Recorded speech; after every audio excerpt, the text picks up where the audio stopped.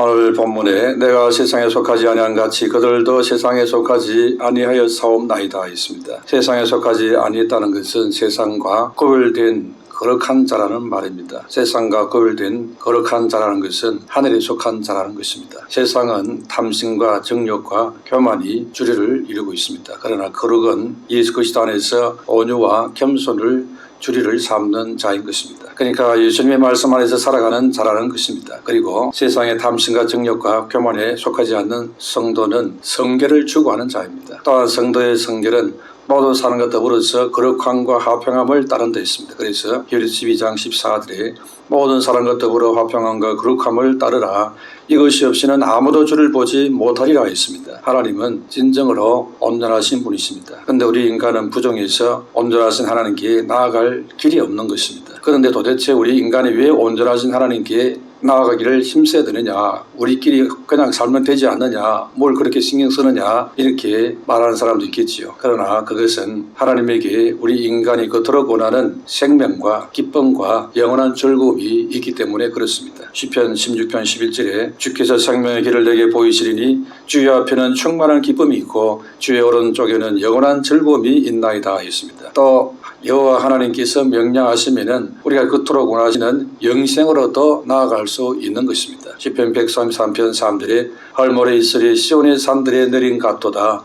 거기서 여호와께서 복을 명령하신다니 곧 영생이로다 했습니다. 여호와 하나님은 유일하게 우리에게 영생의 복을 줄 수 있는 분이십니다. 영생의 복을 명령할 수 있는 분이신 것입니다. 그러니 우리 인간이 하나님께 나아가지고 말아야 될 이유가 결코 없는 것이지요. 오히려 나아가기를 너무너무 힘써야 되는 충분한 이유가 있습니다. 이렇게 하나님은 우리의 최대 사원인 영생의 복을 명령하실 수 있다고 했습니다. 그래서 우리가 하나님께 나아가기를 힘써야 하는 것입니다. 이런 사실을 모르다 보니까 사람들이 하나님 찾는 것을 아주 우습게 여기고 있는 것입니다. 그런데 문제는 우리 인간의 스스로 힘으로는 영생의 복과 충만한 기쁨과 영원한 즐거움을 주시는 여호와 하나님께 나아갈 수 없다는 것입니다. 왜냐하니까 우리에게 성결한 거룩이 없기 때문에 그렇습니다. 왜 성결과 거룩이 있어야 됩니까? 하나님은 성결하시고 거룩하신 분이시고 성결과 거룩이 없는 자는 하나님께 가까이 갈 수 없기 때문에 그렇습니다. 우리에게 있다면 그저 세상의 탐심과 정욕과 교만으로 물든 이 병든 심령만 있을 뿐입니다. 그러니 우리 인생이 아무리 몸부림쳐도 더 이상 살지 못하고 결국 죽음에 이르는 운명에 처하게 되는 것입니다. 이렇게 기가 막힌 절망의 웅덩이에 빠진 우리 인생을 하나님께서 긍휼히 여겨 주셨습니다. 그래서 하나님께 나아갈 수 있는 생명의 길을 열어주시는 것입니다. 그 길이 바로 예수 그리스도이신 것입니다. 예수님이 생명의 주 되신 하나님께로 나아가는 길이 된다는 것입니다. 그래서 요한복음 14장 6절에 예수께서 이르시되 내가 곧 길이요 진리요 생명이니 나로 말미암지 않고는 아버지께로 올 자가 없느니라 했습니다. 예수님이 바로 영생의 생명을 주시는 하나님께로 가는 길과 진리가 되신다 했습니다. 그러므로 우리가 온전하신 하나님께 나아가려면 우리가 온전해야 되는데 우리 스스로 온전해질 수가 없기 때문에 온전하게 만들어주는 길이 되는 예수님을 통해서 하나님께 나아가는 것입니다. 그러면 왜 예수님이 온전한 길이 됩니까? 그것은 예수님이 우리 죄를 대신해서 십자가에서 깨끗하게 처리해 주셨기 때문에 그렇습니다. 우리 스스로 해결해야 될 그 탐심과 정욕과 교만의 죄를 예수님이 대신 짊어지시고 십자가에서 내 죄값을 치러주었습니다. 그러므로 예수님은 우리를 온전케 하는 이름이 되고 온전케 하는 길이 되는 것입니다. 예수님의 이 십자가 대속의 은혜를 우리가 믿음으로 받아들이면 부정했던 내가 온전하게 되는 은혜를 잊게 됩니다. 그래서 담대히 생명의 보좌 하나님 앞으로 나아갈 수 있게 되는 것입니다. 그런데 문제는 예수님의 십자가 대속의 은혜를 입은 성도이지만은 여전히 내 안에는 세상의 탐심과 정욕과 교만으로 흘러넘치는 것입니다. 그렇게 너무 자주 부패 타락한 쪽으로 넘어지다가 보니까 나중에는 이 심정마저 굳어져서 외숙주의자처럼 변질이 되기도 하는 것입니다. 그래서 예수님을 붙잡고 생명의 축복을 선물로 받은 자들이 이 영생의 복을 잃지 않도록 내 몫에 주어진 그 십자가를 져야 하는 것입니다. 이것은 영생과 구원의 조건은 아니지만은 이미 얻은 영생과 구원이 불완전한 이 육체 가운데 머무는 동안에 온전한 축복으로 이끌기 위한 은혜의 방편이 되는 것입니다. 그래서 누가복음 9장 23절에 또 무리에게 이르시되 아무든지 나를 따르려거든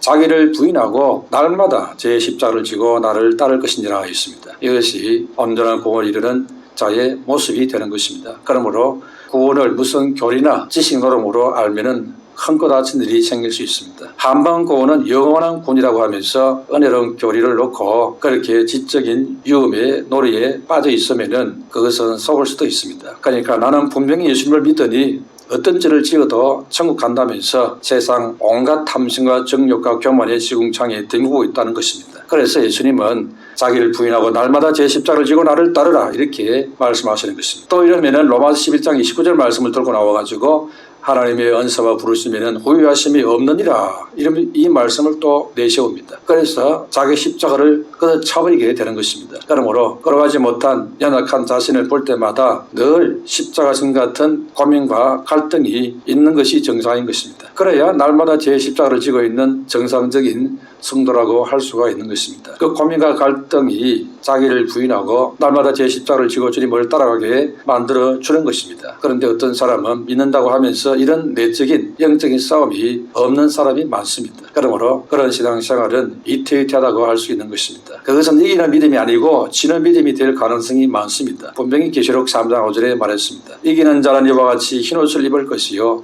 내가 그 이름을 생명책에 결코 지우지 아니하고 그 이름을 내 아버지 앞과 그의 천사들 앞에서 시인하리라 했습니다. 그런데 이 땅에 사는 동안 세태와 시류에 편성해서 주의 이름과 말씀을 부끄러워하면서 믿음 생활하는 이런 자들은 주님 앞에 섰을 때에 무서운 외면을 당할 수 있는 것입니다. 누가복음 9장 24절에 76절에 누구든지 제 목숨을 구원하고자 하면 잃을 것이요 누구든지 나를 위하여 제 목숨을 잃으면 구원하리라. 사람이 만일 온 천하를 얻고도 자기를 잃든지 빼앗기든지 하면 무슨 유익이 있으리요. 누구든지 나와 내 말을 부끄러워하면 인자도 자기와 아버지와 거룩한 천사들의 영광으로 올 때에 그 사람을 부끄러워하리라 했습니다. 그러므로 이렇게 믿음이 분명치 못하고 세상 분위기에 맞춰 춤추는 이런 신앙은 주님께 속한 믿음이 아니라는 것입니다. 그건 세상에 속한 믿음을 가진 것이라는 것입니다. 세상에 속한 믿음은 변질된 믿음인 것입니다. 그렇기 때문에 믿는다고 말은 하지만은 아주 문제가 많은 믿음인 것입니다. 그것이 바로 세상에 속한 변질된 믿음으로 이기는 믿음이 아니고 지는 믿음이 될 수 있습니다. 이런 영적인 실상을 잘 파악을 하고 있어야 하는 것입니다. 첫 번째로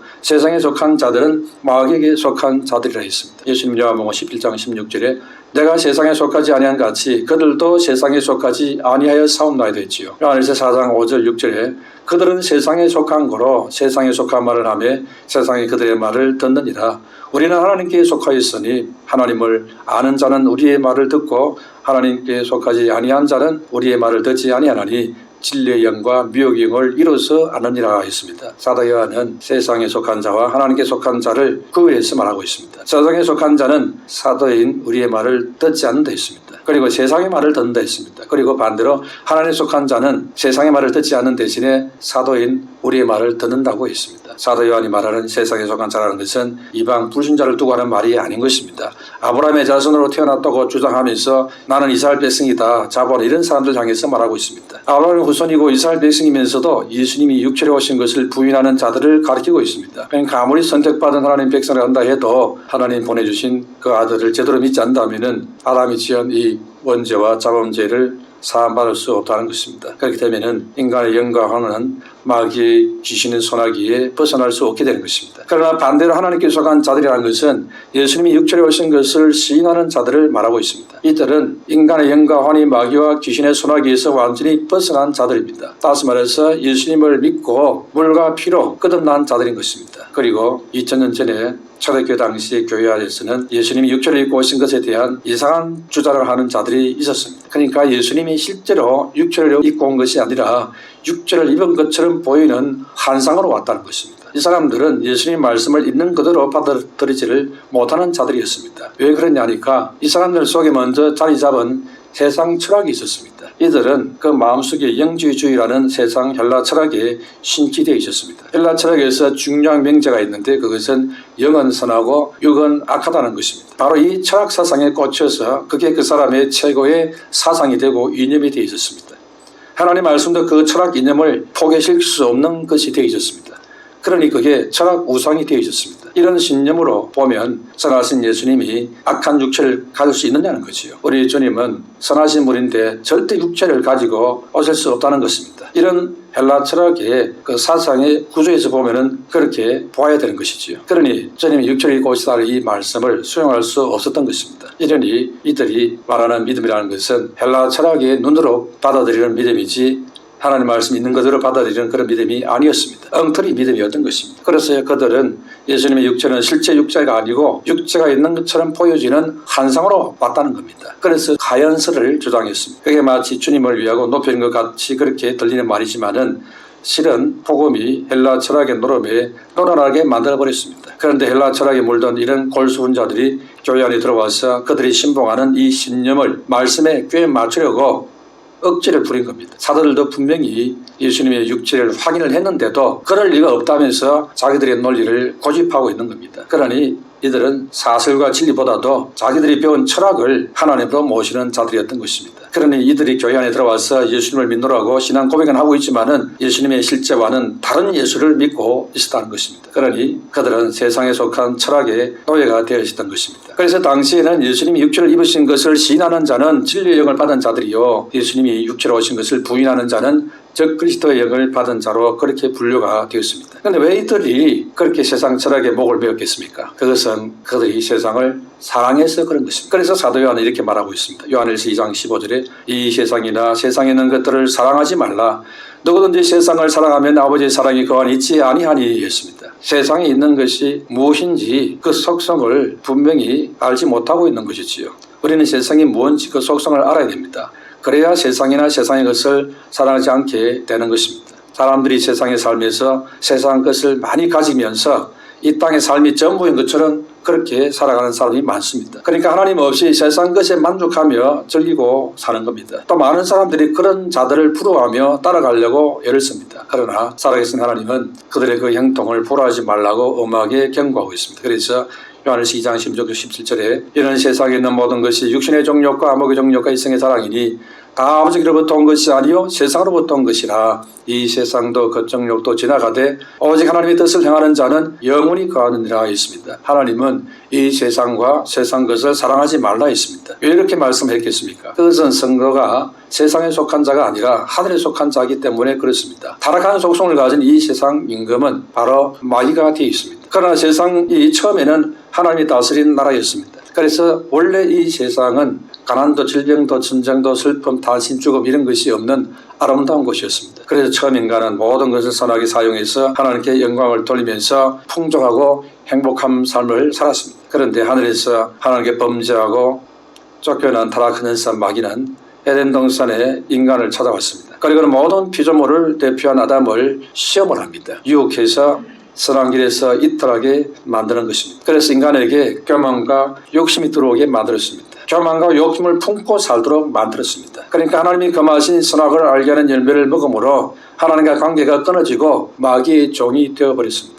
그 이후로 인간은 세상을 다스리는 권세까지 마귀에게 다 빼앗기고 죄를 따라 살게 된 것입니다. 그때부터 마귀는 자기의 악한 속성을 인간 마음속에 주어서 하나님을 대적하고 하나님 없이 자기 마음대로 이 육체의 분노가 욕구를 따라서 살아가도록 부추기고 있는 것입니다. 마귀는 지금도 인간들을 교묘하게 속여서 세상 것을 따르게 하고 하나님을 믿지 못하게 만들고 있는 것입니다. 어떻게 그렇게 하느냐? 이 세상과 세상 풍속 문화를 통해서 그렇게 공작하고 있습니다. 그래서 하나님은 이런 마귀의 권세를 멸하시고 인간을 구원하기 위해서 예수님을 이 땅에 보내주셨습니다. 예수님은 이 세상에 오셔서 우리 죄를 짊어지고 십자가에서 죽으시고 다시 살아나셨습니다. 그리고 우리는 성령님을 통해서 이 사실을 믿게 되었습니다. 그 믿음으로 제사함 받고 하나님 나라에 거하게 되는 것입니다. 골로새서 1장 13절 14절에 그가 우리를 흑암의 권세에서 건져내사 그의 사랑의 아들의 나라로 옮기셨으니 그 아들 안에서 우리가 속량 곧 제사함을 얻었도다 했습니다. 이렇게 예수님이 이 땅에 오셔서 우리에게 뭘 해주셨는지 분명하게 말씀하고 있는 것입니다. 두 번째로 예수 믿고 하나님께 속한 자들은 하늘에 속한 자들입니다. 성도는 하나님께 속한 자로서 하늘에 속한 자들인 것입니다. 천국에 속했다는 것입니다. 요한복음 8장 23절에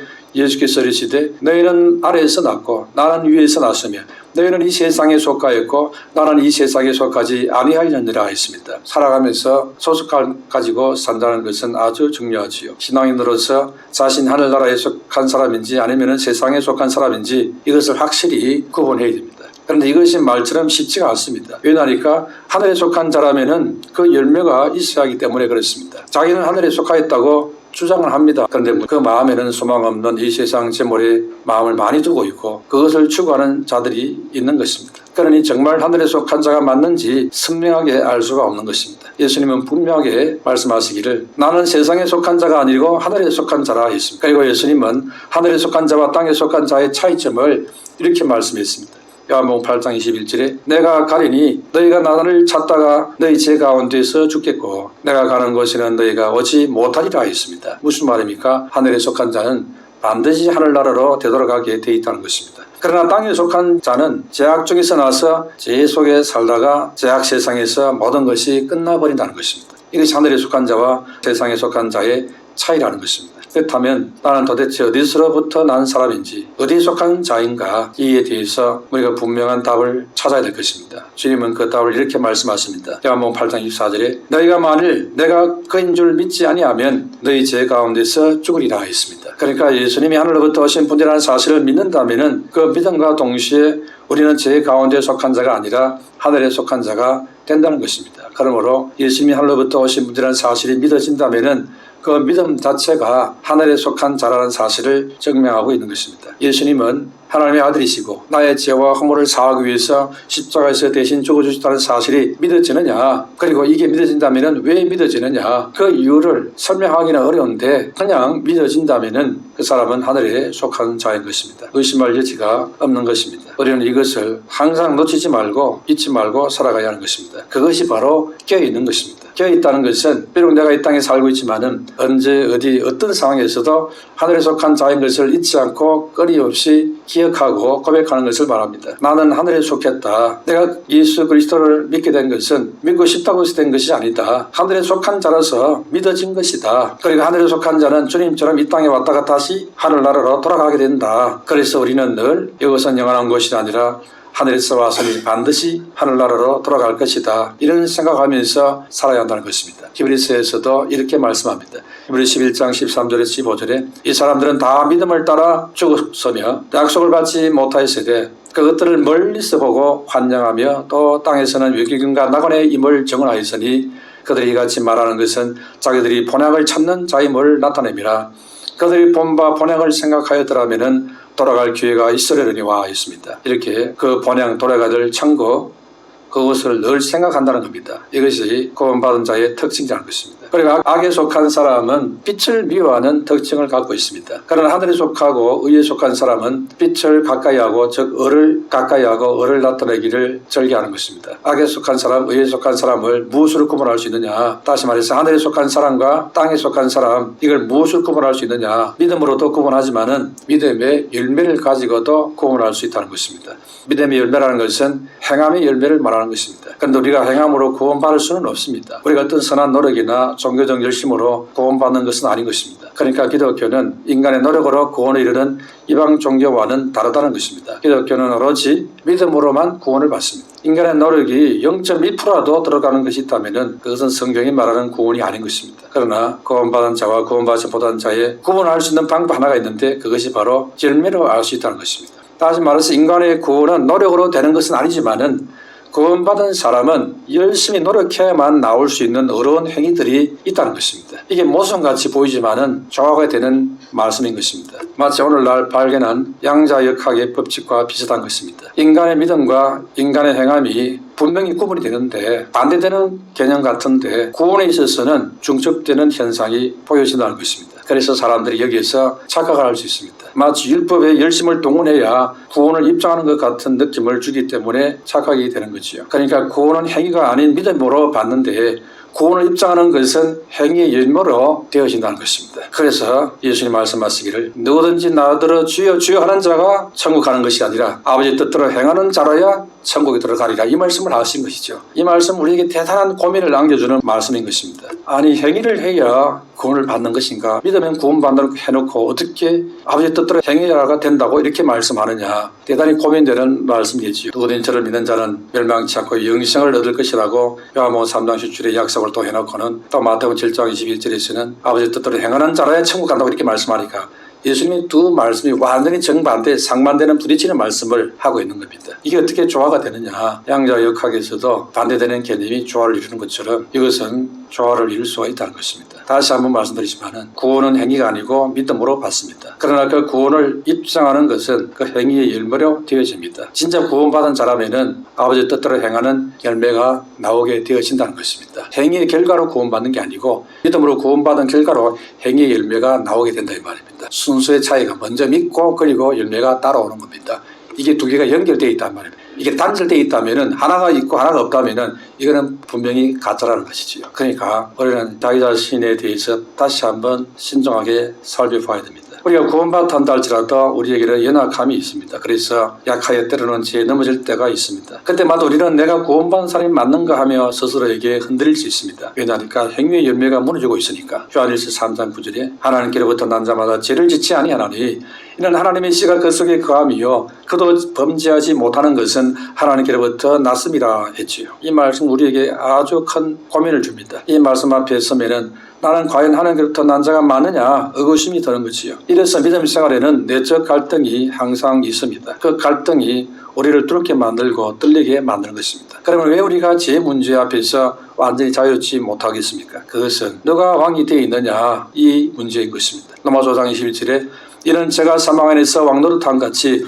어려도 또한 어로 말미암아 왕노릇하여 우리 주 예수 그리스도로 말미암아 영생에 이르게 하려 함이라 했습니다. 그러니까 신앙생활의 승리 비결은 믿는 자가 되었는데 믿음의 열매를 맺히는 그 비결은 사망 근세와 죄의 근세를 잡은 마귀가 왕이 되도록 방치하지 않는 것입니다. 그러니까 마귀가 나의 왕이 되도록 방치하느냐 아니면 은혜와 의의 왕이신 예수 그리스도를 왕으로 모시느냐 바로 이 싸움에 달렸다는 것입니다. 결국 믿음의 삶의 열매는 누구를 왕으로 섬기고 따르느냐 여기에 따라서 달라지는 것입니다. 그래서 구원을 왕의 개념과 주제권으로 이해해야 완전한 이해를 할 수가 있습니다. 그러니까 나의 주인을 나로 삼는 게 아니고 나의 주인을 예수님으로 고백하는 그 시점이 구원받은 시점이 되는 것입니다. 내 마음대로 살았던 그 삶이 사실은 사단을 왕으로 섬겼던 시절인 것입니다. 이제부터 내 삶의 주인은 사단이 아니고 주님이시다. 이제 내 삶의 주인은 내가 아니고 예수님이 내 주인이시다. 이렇게 고백하는 것이 진짜 구원받고 거듭난 순간인 것입니다. 결국 믿음의 삶은 누구를 왕으로 모시고 누구를 주인으로